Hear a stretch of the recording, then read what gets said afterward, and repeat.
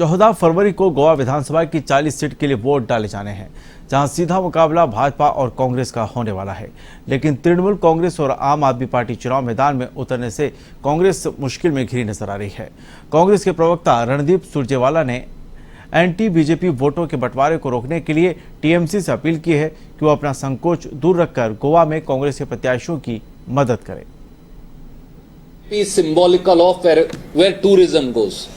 A deputy chief minister has now become synonymous with Mission 30% Commission, and it has led to collapse of tourism in the state.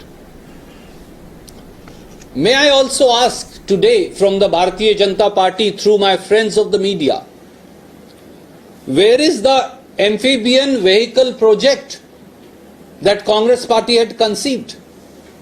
Where is the hop-on, hop-off bus project? Where is the seaplane project? If a country like Maldives can virtually sustain on seaplane tourism, why is it that it was promised and nothing is fructified in last 5 years? And fourth facet of this inequality is the collapse of medium, micro, small and medium enterprises, what we call very small industry. In India, over the last 2.5 years, 60 lakh MSMEs have shut down. In Goa, the MSMEs are bleeding. They are the other job creators in Goa. Mining, fishing, tourism, MSMEs. These are job creators of Goa. But MSMEs are also bleeding. Goa ranks at number 4th from bottom. In all the states of the country, Goa ranks now under BJP at number 4 in ease of doing business, considering how corrupt and maladministered the BJP government has been. And I am not saying so.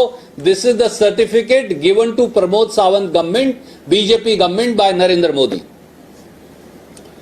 Despite having a natural advantage on logistics, tell me, if we can't have a natural advantage on logistics in Goa, who can have? Where do we rank?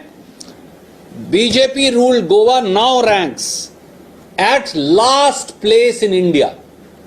Last place in India in the logistics ease across different states, which Modi ji has now called lead.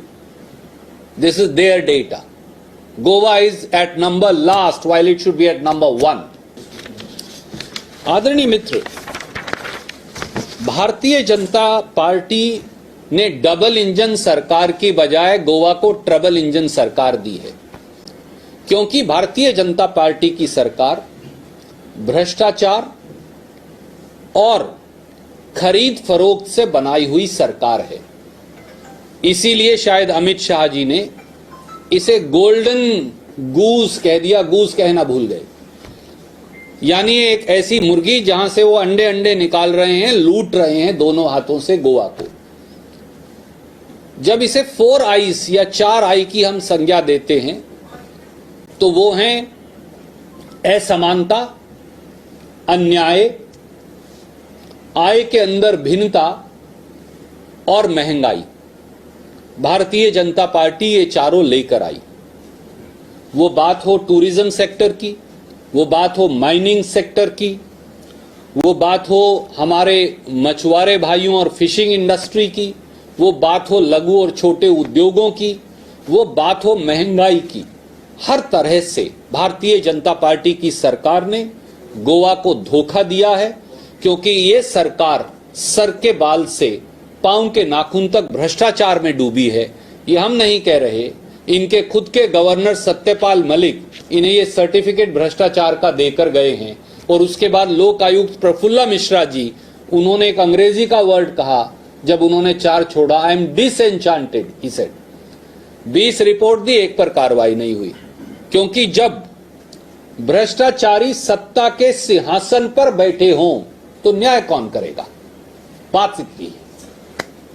जब भ्रष्टाचारी सत्ता के सिंहासन पर बैठ जाएं, जब सत्ताधारी ही, जब रक्षक ही भक्षक बन जाएं, तो फिर जनता की या राजकोष की रक्षा